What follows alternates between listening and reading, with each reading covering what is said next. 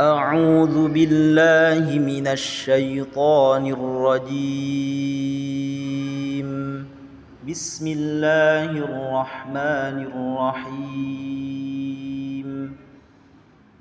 أولا يعلمون أن الله يعلم ما يسرون وما يعلنون ومنهم أميون لا يعلمون الكتاب إلا أماني وإن هم إلا يظنون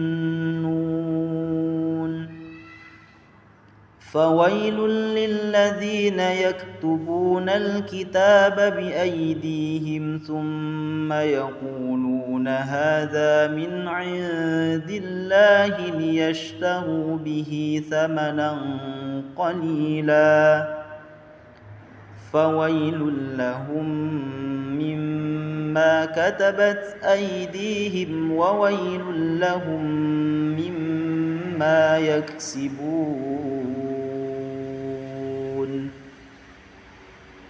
وقالوا لن تمسنا النار إلا أياما معدودة قل أتخذتم عند الله عهدا فلن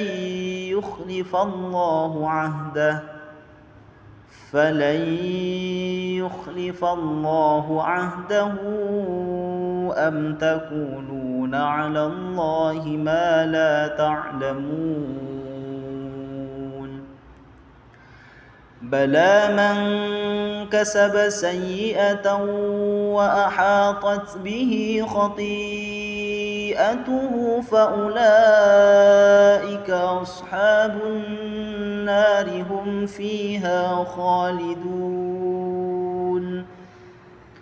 والذين آمنوا وعملوا الصالحات أولئك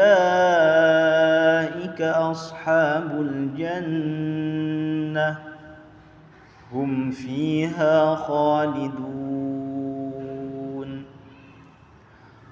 وإذ أخذنا ميثاق بني إسرائيل لا تعبدون إلا الله وبالوالدين